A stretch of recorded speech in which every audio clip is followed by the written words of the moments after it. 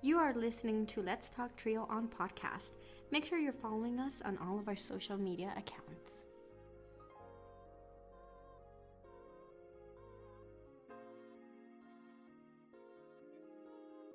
Thank you, Amelia, for that wonderful introduction. Welcome to another episode of Let's Talk Trio.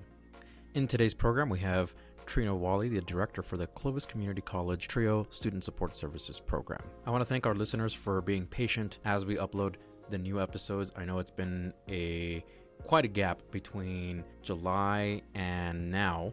These episodes were recorded over the summer, and we continue to get more requests for interviews. So thank you, the audience, for being patient. My visit with Trina is one definitely for the books. We have known each other for a very long time, and it stretches back to when I first started as a professional with the Trio programs back in 2007, which is a long time ago. And it really just brings memories of my first professional conference to various first experiences as an employed professional for an institution of higher education. So that's where I actually started off, was Clovis Community College. And I've made some great colleagues, met some great colleagues, made some good friends. And it was good. I was in Clovis visiting family, and I happened to connect with Trina. We were already connected through Facebook, but we wanted to get the CCC Student Support Services Program, their story, on the air, on the podcast, because I felt it was important to share their story too. I'm starting to really like the idea of branching out of various other Trio programs, talking about their region, talking about their program on the podcast. So again, this is Trina Walley, the Director for Student Support Services at Clovis Community College. So sit back, relax, and enjoy this episode, and I'll catch you at the end.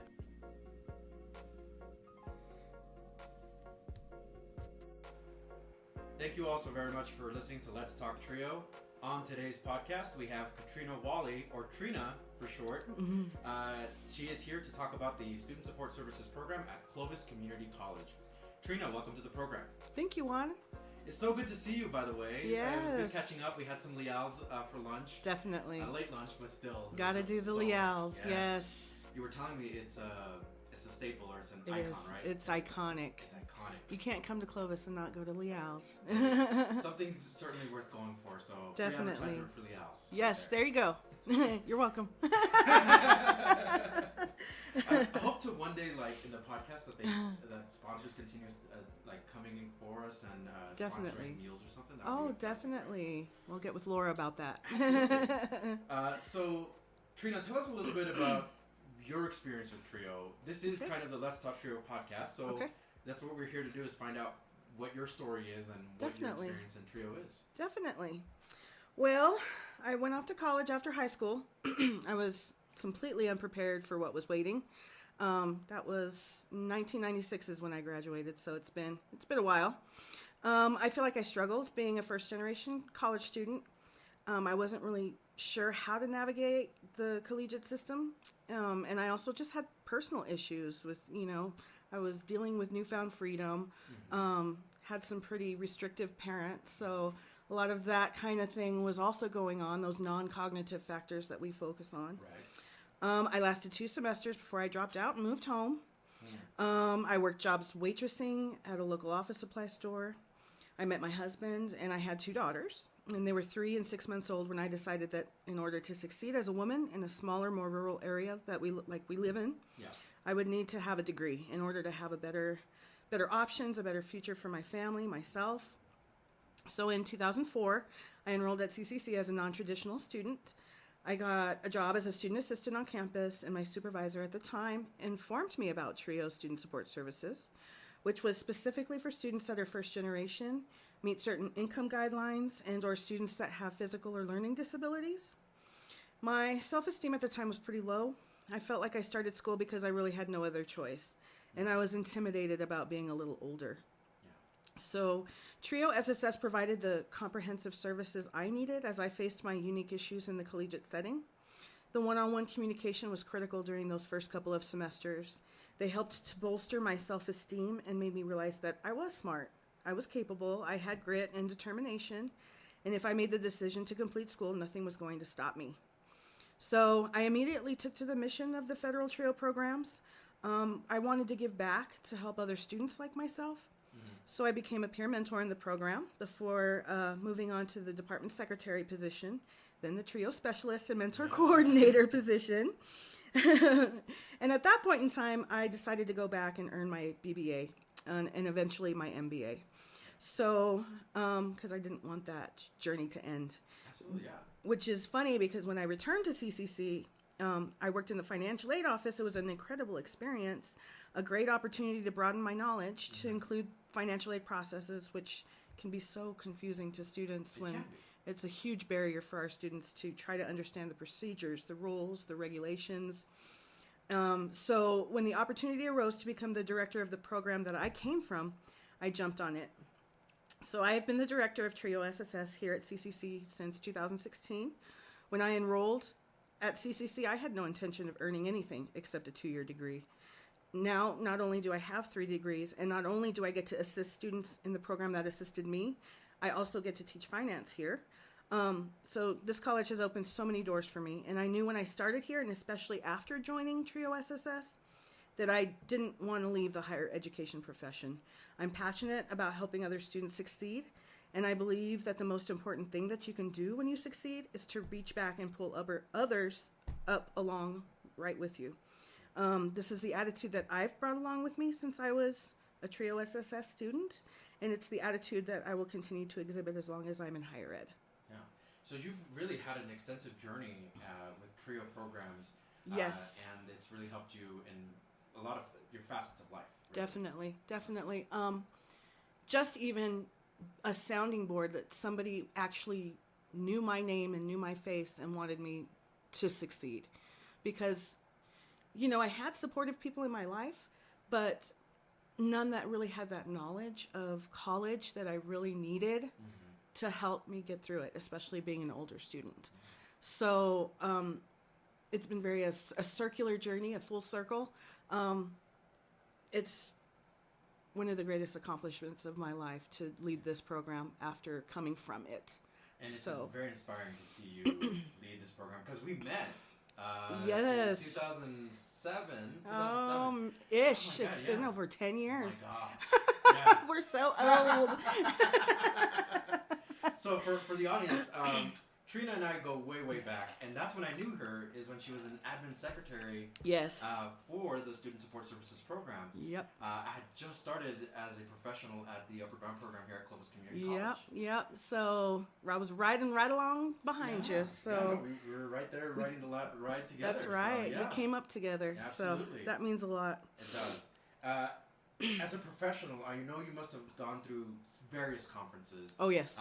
From the beginning up to now. What have you learned from attending these events? What have you taken away from it? Yeah. What are some things that you've learned? Just the impact of this program, not only here, but across the whole United States. It's just fascinating to see hundreds of TRIO professionals in one room, all working towards the same mission. The knowledge that's collectively shared and utilized during the conferences, it's absolutely necessary for the jobs that we do. Learning the new processes, demoing new software, discussing legs and regs, that's a huge one. Always. Talking through problems that are going on in the program, nationally, regionally, even in our own state. This all happens when we meet collectively. Yeah. You realize very quickly just how passionate individuals are towards the mission of TRIO. We celebrate our TRIO achievers that have graduated from TRIO programs and changed the world around them.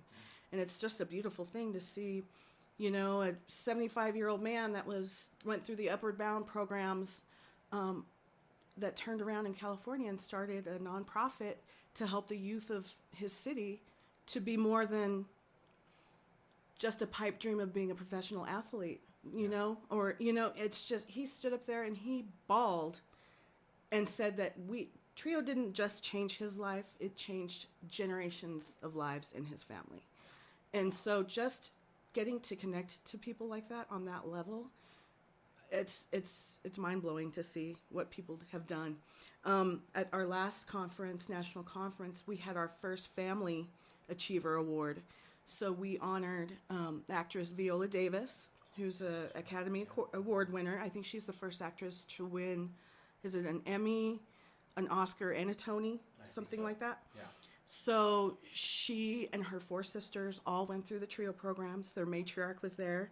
The grandchildren were there. And every single one of those ladies just did something amazing with their lives, and they were all connected to trio. So that was really special, just knowing that you're not only impacting individuals, you're impacting generations to come. And that means so much. It does. Especially with what is going on in the world today. Absolutely. So it's critical. So it sounds like from these conferences you really were able to glean a lot, learn a lot, and even find out more about the successes of other trio students. Yes. So, yes, yeah. most certainly. And just the impact of, that mission of climbing the ladder and turning around and pulling people along with you. I mean, that's a beautiful thing to be able to give back. Yeah. So I wanted to transition to our third question here. Mm-hmm. Maybe it brings up some fond memories. I remember one conference in particular we both attended. It was in Arkansas. Yes. And it was, I believe we participated in a karaoke talent show. We both decided that we would cover Green Day's Holiday. Yes, that was excellent. One of my favorite memories. Oh my gosh, that was my first major conference. It was right after the 2012 election. People were absolutely ecstatic with our incoming President Obama. There was so much hope and joy in the air, and we celebrated by singing Holiday together. I believe we got some claps. I'm not sure it was a standing ovation. No. Not everybody was as excited as we were, but we had fun. Yeah, we did. It was a lot of fun. I think definitely. What I took away from that is being able to have camaraderie with somebody, and for sure. To have that, it was for just, sure. meant a lot. So I wanted to thank you for that. Definitely. That was awesome. I've made so many beautiful friendships over the last 15 years that I've been affiliated with this program. It's amazing the people that I've met, and each and every one of you guys has made such an impact in my life. And so, it's been good times. That's awesome. Good times. Know that it's not one way, that I think you also make an impact on the people that you meet as well. I hope so. I know so. So going into that, I did want to ask, by now, the programs have existed for well over 50 years. Oh, yes. Should the public knows about the TRIO programs right now, right? Like, they know about them. Well, one of the things I hear a lot from our students is, I wish I would have known about TRIO when I was in school. Or I wish I would have known about TRIO sooner after starting school. But the reality is, TRIO programs face challenges. We're restricted for recruiting for the college in which we're housed. So it's very difficult to reach out to the public to inform them about our services without the feds thinking we're recruiting for CCC. So we've had to come up with some more innovative ways, kind of think outside the box, to try to reach our students once they're enrolled here. So we'll send out texts, email blasts to financial aid recipients or those who qualify. We present information about TRIO SSS to students face-to-face in the classroom. Through orientation, our faculty and staff helps us provide information to them and additional assistance. We have been working, for example, with our science instructors to increase the success rate of our students in their classes. And we're going to do so by investing in a digital microscope, corresponding slides, manipulatives, models for our students enrolled in science courses, and specifically the microbiology and anatomy and physiology classes 1 and 2. Those are 3 of the hardest classes required for most allied health programs. And some of our students we've seen have to take that class multiple times to get that grade where they need to be, since it's GPA based for acceptance into nursing, rad tech, PT programs. And it delays their application. If you have to take microbiology 3 times to get the grade that you need, you're putting off entrance into that program for 3 semesters. So our students don't have time for that. They, it can, where am I? Don't worry, we can edit this part out.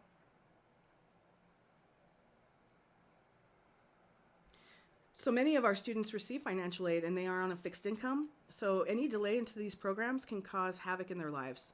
So we not only look at their educational needs, We also try to look at the non-cognitive, real-life barriers that can cause our students to stop out.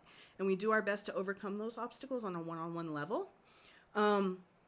Many of these students would fall through the cracks without the comprehensive services that TRIO SSS offers. And like I said, because even though students may have supportive people in their lives, many first-generation students just don't have the educational support from someone who knows the collegiate system, and that's what we're here for. Awesome. That's great. TRIO continues to be a topic of conversation within education. Okay. With funding being at the central issue, what direction or new initiative would you like to see TRIO head toward? You know, this is really interesting. That our lobbying body, the Council for Opportunity in Education, just released some really staggering data regarding critical issues facing our college students. Hunger, homelessness, and inconsistent living situations are growing problems for students in higher ed institutions. For example, 32,739 individuals were applicants who marked unaccompanied homeless on their FAFSA application in 2016-2017. Wow. So that's staggering, almost 33,000 students that identified as homeless. 6.6% to 18.6% of students reported experiencing homelessness one or more times in the past 12 months. Food insecurity. Students that aren't eating are missing more classes than students that are eating. And a lot of the times, you can't think and learn when you're just concerned about where you're going to eat your next meal. So a student experience, this is a big one. One of our students reported, this is her quote, "I would get bananas and I will cut them in half. I'd eat only half in the morning and then I would wait 5 hours, then eat the other half, just so I have something in my stomach consistently. I would struggle to concentrate in school for sure, because sometimes that's all I could think about was where I was going to get my next meal." And so when our students are telling us this, I know that they're not learning the way that they can be. They're not performing the way that they could, because they're just worried about feeding themselves and their families. We do a lot with we'll bring in bananas, we'll bring in apples, we'll bring in desserts for them to have something to eat during the day, because we don't know if they don't have something to eat that day. And not just that, like our snack bar is closed right now. You know, they're looking for a new vendor to go in. So students really don't have anything to eat besides outside of vending machines anyway. Some of them take the CATS bus here. They don't have transportation to run to McDonald's to get a value meal or whatever. Right. You know, so even just that simple thing can impact the way a student learns. And so I just think that we've got to find a way to help our students to be in a more effective economic situation so that they're able to learn and they're able to grow and they're able to thrive and be successful and achieve their dreams. Another big issue students are facing in higher ed is loan default. More than 1 million direct loan borrowers have entered default in just the last 12 months. That's insane. We have to find ways to help these students to graduate with this wonderful degree and then have a credit score of nothing because they defaulted on their student loans. Yeah. So just, again, being that sounding board for these students, making sure that we're facing these issues that are coming up more and more, that we're lobbying in Congress for, Pell Grant funds, for, we offer direct grant aid for our program for students that qualify for that, but teaching students how to spend that money, how to manage their money. Financial literacy is so important. You can throw as much money as you want at somebody, but unless they know how to properly manage it and how to be responsible with it, it's not going to make any difference. So those life skills, those non-cognitive skills, and finding some way to address the hunger issue for our students. And here personally at CCC, we're discussing doing a food pantry. So awesome. a food pantry for students that are struggling. So we've got a lot of buy-in from our faculty on that. Actually, one of our English instructors is heading that up. So through our Employee and Community Outreach Council, we really want to focus on doing something for students in that regard. Food, basic necessities, shampoo, conditioners, things that some of our students really struggle to afford. Am I going to buy food today or am I going to buy shampoo because we're out? What's more important? Right. So anyway, we've got to find ways to address those issues. Absolutely. I agree. So what are some things that you wish you had known when you started as director? How hard it is to lead very different individuals. I've been in a supervisory role for years, but was never really the head supervisor for an entire crew. We have full-time staff members and student staff members. People are so different, and generationally, and morals, values, how they were raised, what they believe. Some have more work experience, some have no work experience. They have different strengths and weaknesses that you have to figure out and play to. They have things going on in their lives that we will never know, or that we will know all about. Yeah. They're introverts, they're extroverts, free thinkers, strong-willed individuals. It's been a personal challenge for me to discover different ways to lead effectively through experience and training and meeting with my own professional mentors. Okay. So the director of financial aid, April Chavez here, she's one of my professional mentors that, I can go to her, talk to her through an issue. So she's been a great mentor to me, and I've really, really valued that. So I think it's very, you're still growing. It doesn't matter how many degrees you have. You still got to learn. You still got to grow. You still need to check yourself every once in a while. Absolutely. Yeah. We're not done growing. Never. So, but yeah, other than that, I think I'm doing okay. Yeah. I think you're doing an amazing job here, right? You have a new vision for your program. I do. It's amazing to see I do. what you've done with the Student Support Services program here at Yes. Clovis Community College. Yes. Being the director now and having been in this role for almost 3 years, Okay. what are some barriers to success that you've noticed for students here at Clovis Community College? Students at CCC face pretty unique issues. We're a 2-year college in a rural area in a state that deals with poverty issues, citizen language barriers, unemployment, underemployment. Our students are typically non-traditional. They have families, jobs, obligations to 100 other things in their lives. A lot of times education is the easiest thing to walk away from when students lose a job, or they have to take care of their parents, or they have a death in the family. Sometimes students don't have the support of their family members, or they're encouraged to drop out because working is more important. Sometimes they have no idea where to even start. I'll never forget in 2004 when I started school. I walked in with a stack of information, went to the information desk, and was like, where do I go? Mm-hmm. What do I do? Yeah. Where do I start?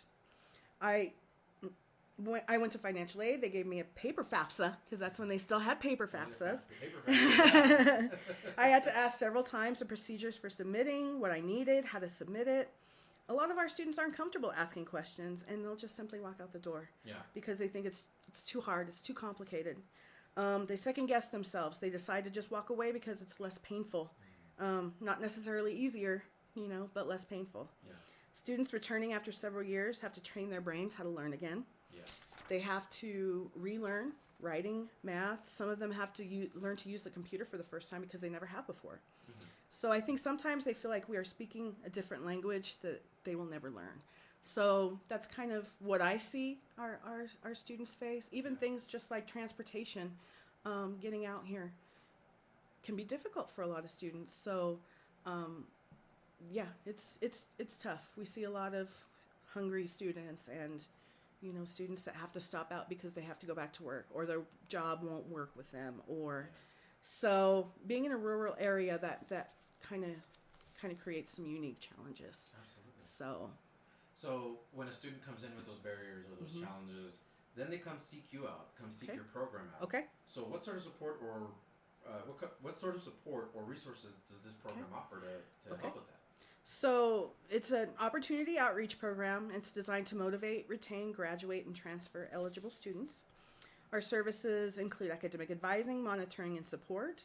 Our academic services coordinator, Josue Lugaro, he tracks all of our students' academic progress. He monitors early alerts. He devises and implements strategies for intervention to help TRIO SSS participants overcome barriers. He provides academic advisement, retention, transfer services. He helps conduct campus tours and assists with career guidance.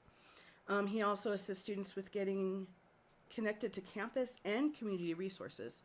So we also have, private study area and a computer lab that is only for TRIO's SSS participants. We work in conjunction with CCC to provide laptops, calculators, earphones, voice recorders for students to check out weekly. All of our students have assigned peer mentors who contact them weekly with information regarding TRIO, SSS, CCC, and just the community as a whole. They're really a first point of contact for our students, since, like I mentioned many times, they feel much more comfortable asking a fellow student pertinent questions rather than a person of quote-unquote authority. So our peer mentors have been enrolled at CCC for at least one academic year, and they have at least a 3.0 cumulative GPA. Okay. We offer our students academic and financial literacy seminars every semester. We conduct visits to four-year universities within the state in West Texas. Next month, we will be taking students to campus tours at New Mexico Highlands University in Las Vegas and the University of New Mexico in Albuquerque, as well as just giving them the opportunity to explore and experience things that are culturally rich. We're going to go to downtown Santa Fe, which is our state capital. It's very rich in history and culture. So we also want to expose them to that kind of side of, there is more out there. There is a whole state to explore.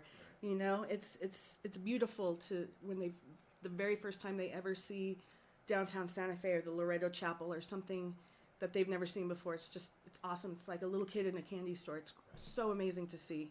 They get free admission as well to our CCC Cultural Arts Series concerts. So our tickets for our students are free for those. If they meet certain guidelines, like I mentioned, they can qualify for the Direct Grant Aid, which is a financial supplement to the federal Pell Grant.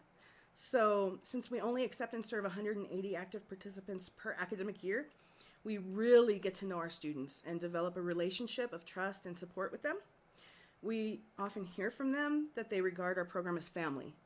And that's the feeling that we want to provide to them when they are utilizing our services. Because for some of them, we are the only family that they have. So it's very one-on-one, very almost intensive. That took some getting used to after you come from financial aid where it's very clinical and orderly and where's my money and out the door, to this where you really get to know people and who they are at their core. So it's been a transition, but I think I'm getting there. Yeah, I would say you are. And I think that this program has certainly made positive impacts to students. Yes.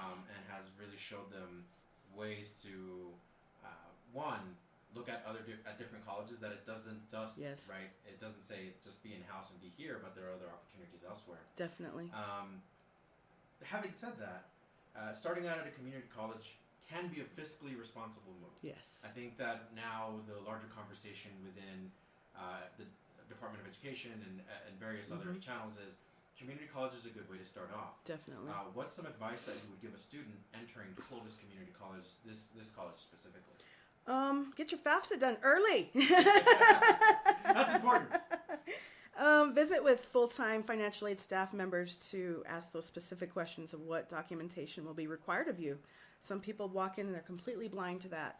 Or they come in the first day of classes and think that they can do a FAFSA right there and they're done and they can go to class and everything's great and get their books, when it can be a 6-week-long process if, the situations are right. Order transcripts early. Sometimes they take a while to get here. Always, always, always fill out scholarship applications. That is free money. It's not required to be paid back, and it astounds me every year how few people apply for scholarships.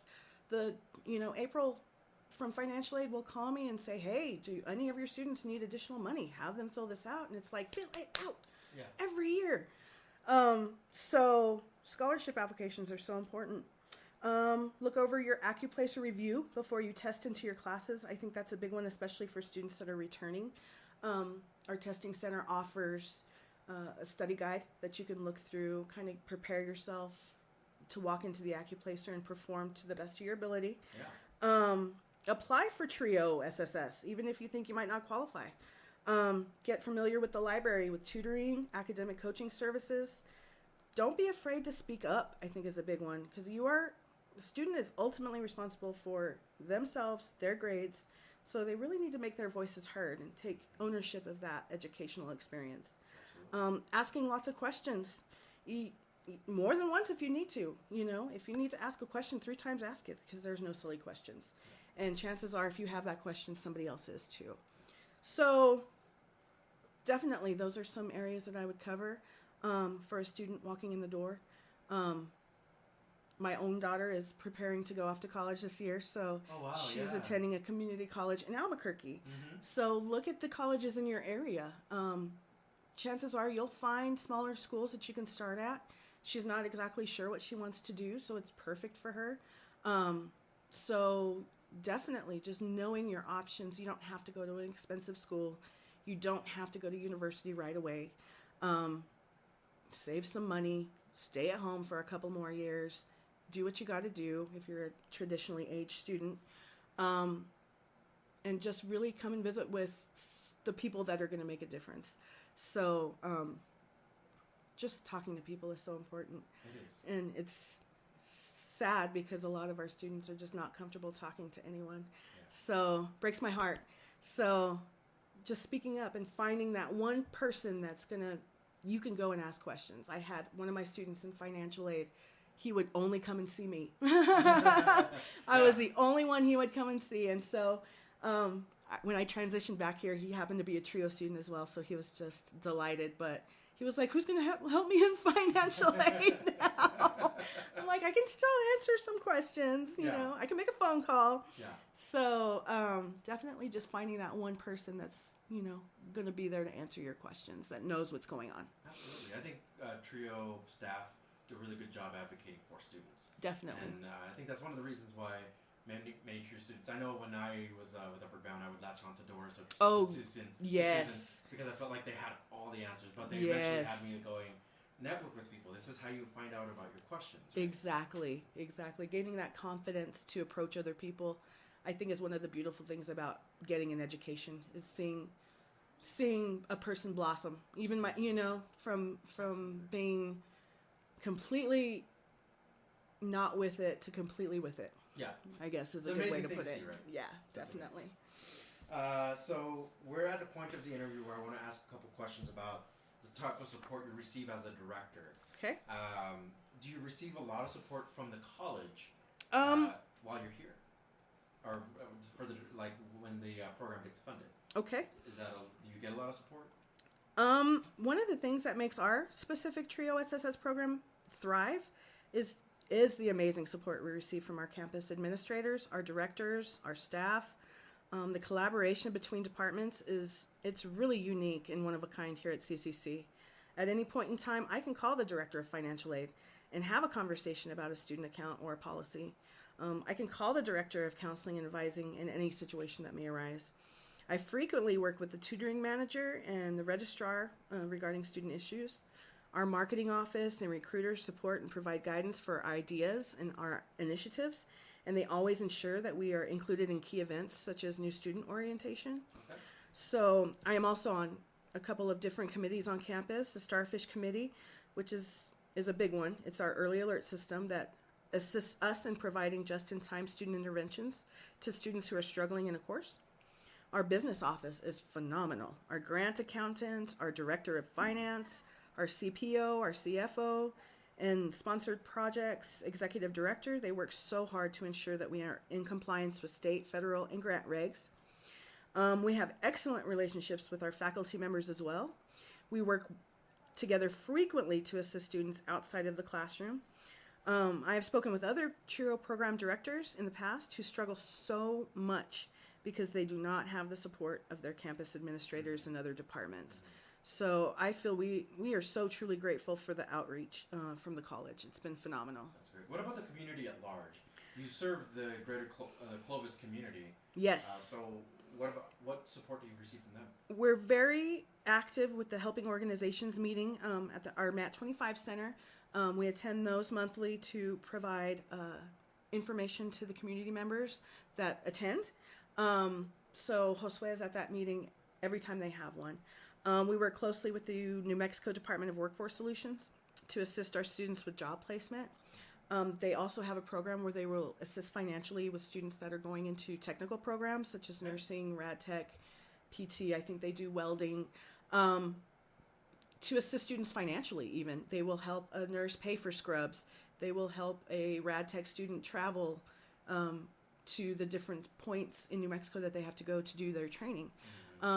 So I remember when I first started back in financial aid, there was a group of nursing students who would go and rent a hotel room, all of them together, because they had to travel. And who can afford to travel for 2, 3, 4 weeks at a time? Like, it's just not feasible.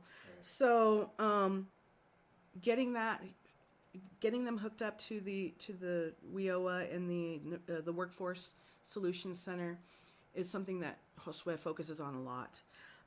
But we work also with United Way. We work with getting our students connected with Produce to the People, which provides, vegetables and fruits for free to anyone that shows up with a bag. So even things like that in the community where, food is provided, different things like that. So yeah, the community has been great. They're very supportive. Erin at the United Way is just amazing. They send us all of their information, all of the clinics that they're having, the trainings that they do. We're constantly provided that information. 211 and the WIN initiative here in Clovis is a big one. The emergency kind of hotline where you can call if, you're having problems paying your bills or anything like that. So it's awesome. Being in a small community, it's amazing because, like, the individual that works at the MAT 25 Center was a TRIO peer mentor back in the day. So, just those little networking snips that you can kind of, it's great because they know you.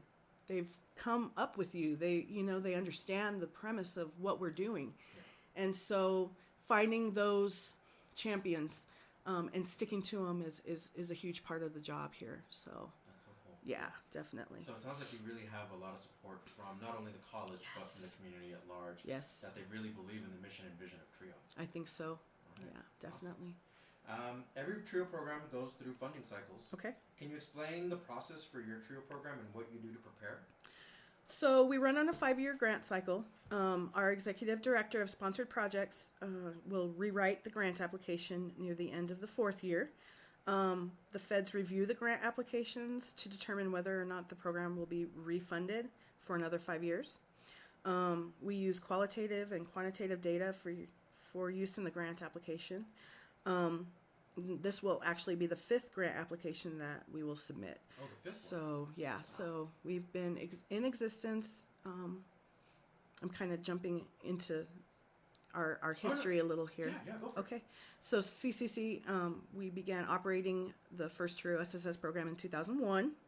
So the 2004 grant app actually was for $235,000 per year to serve 175 students. Mm-hmm. And for years 1920, we were awarded $284,758 to serve 180 students. So, yeah, it's fun. I like numbers, so it's fun. It's fun doing all the budget stuff too. I'm blessed because I'm actually doing something in my degree field. I see it so much that students will graduate with an associate's or bachelor's degree and they can't find a job in their field, or they're underemployed. And so just getting my master's degree in business admin and actually being able to use it, it's a beautiful thing. Absolutely. So I kind of digressessed there for a minute. No, you're fine. You're good. We like to hear, right? That also happen. Yes. And how you're still using your degree to help you in your current position. Yes. My final question for you to wrap up this podcast, and then we can kind of lead into a sidebar conversation, is your students come from a variety of backgrounds. Okay. And each one having unique challenges and unique needs. Okay. So what do you do to engage your students for them to see the value of the program? Yes, definitely. So I'll digress here just a little bit. Absolutely. Go for it. So in addition to the issues our students face that I've already kind of mentioned, a new analysis of the U.S. Census data at the county level shows that rural areas tend to have low college degree attainment levels, and just 8% of bachelor's degree holders live in rural counties. That's crazy to me. Yeah. The study noted that proximity to a college campus is a major driver of the rural attainment gap.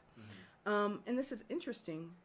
Rural counties are home to 14% of the nation's campuses, even though these areas cover 97% of land area in the U.S. Really? So it is critical for us to find unique ways to engage our students. We want them to know what's out there for them. We meet them at their level. That's really important, something that we really focus on. And we try to do our best to serve their individual needs. We let them know that with hard work, determination, they will succeed, and that there is a world of possibility out there. Transferring is one area that we focus heavily on. We tour campuses regularly. Like I said, we try to take them to more cultural areas where they just know you can stay in New Mexico. There are things to do here. We want our graduates to be successful here and to benefit our state. Absolutely. So it's really just providing that sounding board for them to have that trust in us and to know that we're going to get on their level and do what they need. What they need, not what everybody else around them needs. Right. So that can be hard, getting students to realize that they really are in charge of their own destinies.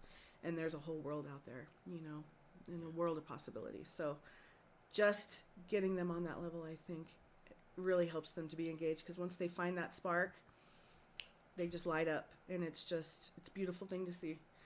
We had one of our peer mentors this year who got an award for the business program here, I believe. She's got lofty goals. She wants to go to SoCal.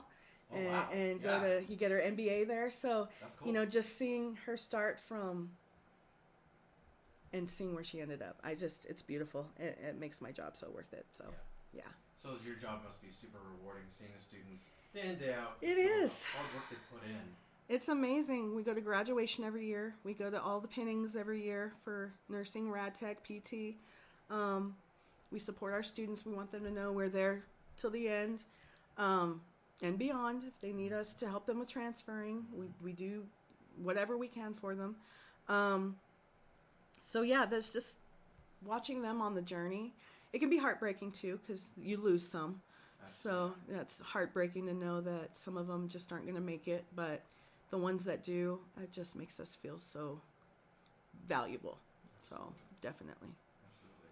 So that kind of wraps up our part of the questions. I wanted to see if you'd be interested in kind of going a little off script and providing some insight as far as your thoughts about anything from things that you would like to mention before we wrap up, or things that you would like to say to the audience about your program in specific that wasn't covered. Well,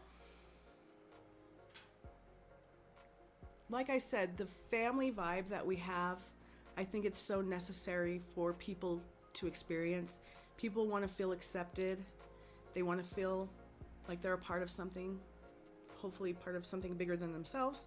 Sure, yeah. And I just feel like it can take one person to either send them out the door or send them through another door. And don't be that person that sends them out the door. Ever. Right. Don't be that person. There's something bigger than yourself that's more important. These people have grit, they have determination, they have a soul. They just want to feel accepted. They just want to feel like they're part of something. So once people feel that, it's a beautiful thing to watch how they thrive. So that's really all I wanted to say. Well, Trina, thank you so much for being on the podcast. Thank you. I'm so excited that you agreed to be part of it. Yes. And thank you for the opportunity. Absolutely. It was Hopefully a joy. We can have you again in a future episode as a follow-up, just to see for sure how things are going. Yes. So that sounds great. Yeah. Okay. So this is Juan Rivas with Let's Talk Trio, here with Trina Walley. We just want to again send a huge shout out to Clovis Community College and for Trina for being on the podcast. Thank you. Thank you. A huge thank you to Trina Walley and the Clovis Community College campus for really being able to open their space up and allowing us to podcast. We are very thankful here at Let's Talk Trio to have been given that opportunity to do a podcast there. So a free advertisement for Lial's. That's where Trina and I went to lunch, and amazing Mexican food. So Leal's is go-to, and if you're ever in Clovis, New Mexico, Leal's is the choice place to be. If you ever want to be on Let's Talk Trio, get a hold of us by going to our Facebook page. Look for Let's Talk Trio and send us a message. This episode was produced by Amelia Castaneda. Sound and technical assistance provided by John Russell. Honorary members for Let's Talk Trio include Scott Kendall and Rodrick Chambers. Executive producer, Juan Rivas. You won't have to wait long to listen to the next episode. We are uploading as fast as we can. Thank you all very much for listening, and we'll catch you on the next episode.